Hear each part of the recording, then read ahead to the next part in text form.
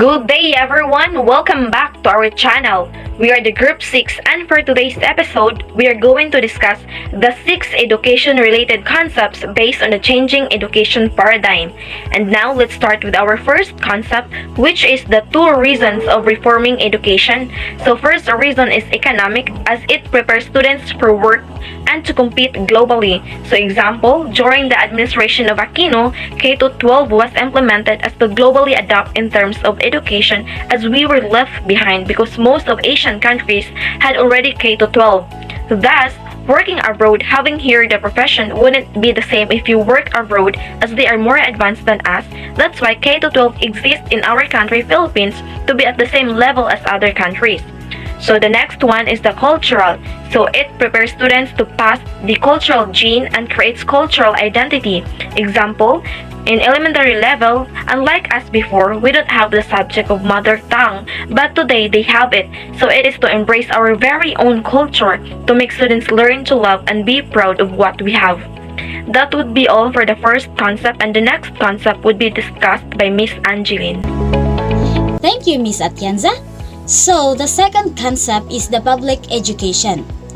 During the 19th century, education is limited for some people because Jesuits at that time only educate people, those who have a lot of money.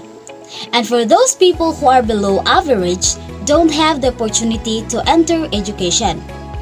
Aside from that, this concept also introduces the 2 types of people, and these are the smart and unsmart people. Smart people are those who have a degree and are globally competitive, while unsmart people are those people who do not hold any degree but have the ability or strategies about living. For the third concept, allow me to introduce to you Miss Joyzan Bornia. Thank you, Miss Baguio. And for the third concept, it's the modern epidemic.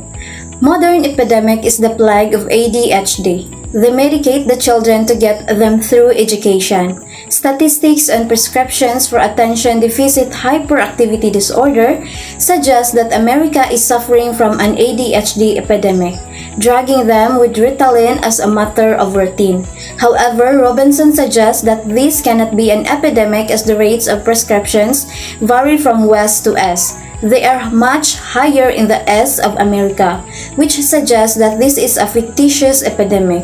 It's the system that choosing to medicate a problem which is only a problem because the system has labeled it thus. So that's all for the third concept, and now let's proceed to the fourth concept to be discussed by Miss Claire Caldusa.